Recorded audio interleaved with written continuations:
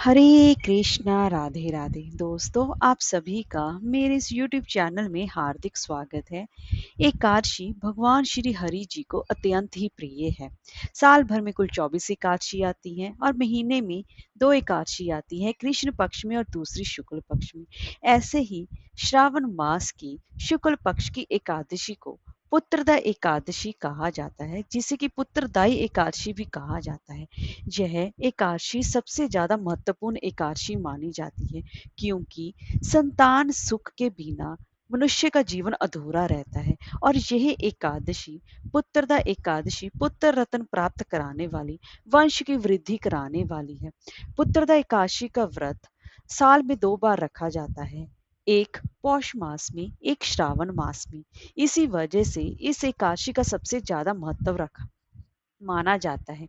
इस एकादशी पर पति या अगर पत्नी दोनों मिलकर ही अगर व्रत करें, तो भगवान विष्णु जी की कृपा से उनकी सूनी गोद जल्दी ही भरती है और उन्हें पुत्र रत्न की प्राप्ति भी होती है। अगर आपकी संतान है और आप अपनी संतान की तरक्की चाहते हैं, तब भी यह व्रत सबसे ज्यादा महत्वपूर्ण माना जाता है। और इसके साथ साथ विवाहित महिलाओं के सुख और सौभाग्य में भी वृद्धि होती है और मनोवांछित फलों की प्राप्ति भी होती है। आज के दिन, श्रावण मास की पुत्रदा एकादशी के दिन, भगवान श्री हरि विष्णु जी के बाल स्वरूप लड्डू गोपाल जी की पूजा उपासना की जाती है, और जिससे कि वह अपने स्वरूप को, अपने इस अंश को उन उन पति पत्नी की गोद में डालें, जिनसे कि वह अपना संतान सुख प्राप्त कर सकें। तो दोस्तों, आज की इस वीडियो में हम जानेंगे कि साल 2024 में पुत्रदा एकादशी कब पड़ रही है, और इस साल पुत्रदा एकादशी के व्रत को लेकर काफी संशय भी बना हुआ है कि व्रत कब रखना चाहिए। इन्हीं सब बातों के बारे में जानने वाले हैं, और पारण का समय क्या रहेगा और पूजा विधि क्या रहेगी। तो चलिए वीडियो शुरू करते हैं। अगर आपको हमारी ये वीडियो अच्छी लगी हो तो लाइक, शेयर और सब्सक्राइब करना ना भूलें, और कमेंट बॉक्स में हरिओम अवश्य लिखें। तो चलिए वीडियो शुरू करते हैं। श्रावण मास की शुक्ल पक्ष की एकादशी तिथि, जो कि 15 अगस्त को सुबह 10:26 पर प्रारंभ हो रही है, और तिथि का समापन 16 अगस्त को सुबह 9:39 पर होगा।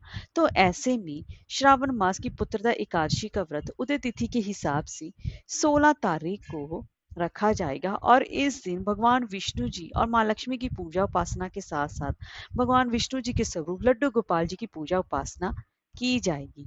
तो दोस्तों, अब हम जान लेते हैं कि इसकी पूजा मुहूर्त के बारे में। तो पूजा मुहूर्त का समय रहेगा सुबह 5:51 से लेकर सुबह के ही 10:47 तक रहेगा।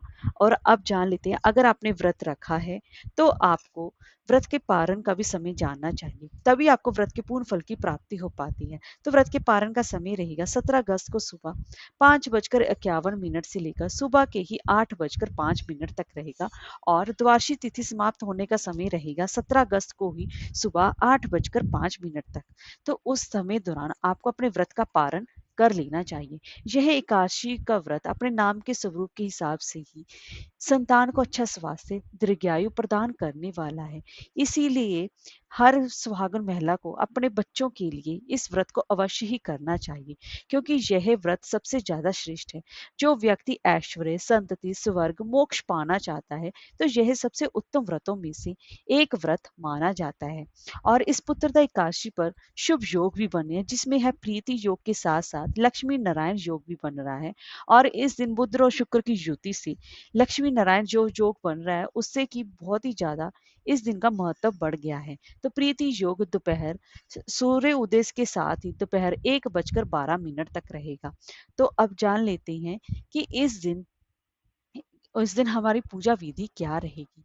तो दोस्तों, उत्तरदा एकादशी का व्रत, जब कोई भी एकादशी का हम व्रत कर रहे हैं, वो हमेशा ही 3 दिनों तक चलता है। दशमी तिथि से लेकर द्वादशी तिथि तक यह व्रत चलता है, और दशमी तिथि से सभी नियम कानून लागू हो जाते हैं। दशमी तिथि को अपने घर के सारे काम निपटा लेने चाहिए, आपको अपने बाल धो लेने चाहिए, घर की साफ सफाई कर लेनी चाहिए, ब्रह्मचार्य का आपको पालन करना चाहिए, और दशमी तिथि को आपको प्याज, लहसुन, मांस, मदिरा का त्याग कर देना चाहिए।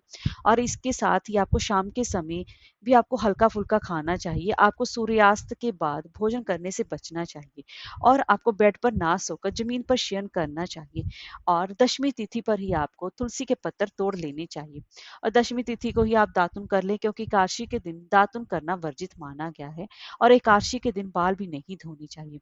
अब आपको सुबह ब्रह्म मुहूर्त में जल्दी उठना चाहिए और उसके बाद आपको दातुन की जगह पर आप चाहे तो किसी कोई भी आपको पत्ता आप चबा सकते हैं और उसकी जगह पर आप 12 बार कुल्ला भी कर सकते हैं और उसके बाद गंगा जल मिले युक्त पानी से आपको स्नान करना चाहिए। साफ-सुथरे वस्त्र धारण करने चाहिए। उसके बाद आपको अपने पूजा घर में एक लकड़ी के पाटे पर पीले रंग का वस्त्र बिछाकर भगवान विष्णु और माँ लक्ष्मी को स्थापित करना चाहिए और इसी के साथ-साथ भगवान विष्णु जी के स्वरूप लड्डू गोपाल जी की बाल स्वरूप की पूजा उपासना अवश्य ही करनी चाहिए क्योंकि यह जो व्रत है वह संतान प्राप्ति कराने वाला और संतान की तरक्की के लिए है, इसलिए उनके स्वरूप लड्डू गोपाल जी की विशेष रूप से पूजा उपासना करें।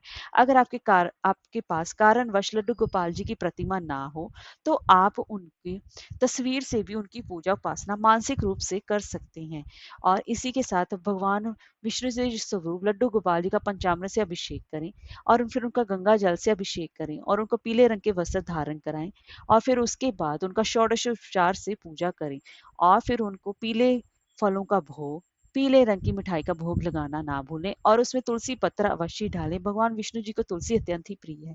लेकिन एक बात का विशेष रूप से ध्यान रखें कि आज के दिन एकादशी के दिन ना ही तुलसी में जल दिया जाता है, ना ही तुलसी पत्तर तोड़े जाते हैं, यानी कि स्पर्श किया जाता है। इस बात का विशेष रूप से ध्यान रखें। लेकिन आप शाम के समय तुलसी के पास दीपक अवश्य ही जलाएं और रात्रि जागरण का सबसे ज़्यादा खास महत्व माना जाता है, तो इस दिन रात्रि जागरण अवश्य ही करें और उसके बाद अगले दिन सुबह ब्रह्म मुहूर्त में जल्दी उठकर फिर से नहा धोकर पूजा पाठ करें और भगवान विष्णु जी की विशेष रूप से पूजा उपासना करें और फिर ब्राह्मणों और गरीबों को दान दक्षिणा देने के बाद ही अपने व्रत का पारण करें और व्रत का पारण हमेशा ही किसी मीठी चीज से करना चाहिए। इस बात का ध्यान रखें और व्रत के पारण के समय आप चावल का प्रयोग अवश्य करें। एकादशी के दिन चावल का सेवन वर्जित माना गया है। इस बात का विशेष रूप से ध्यान रखें कि किसी भी रूप में आप अगर आपने व्रत नहीं भी रखा है तो चावल या चावल से बनी हुई चीज़ों का आज के दिन आपको त्याग करना चाहिए।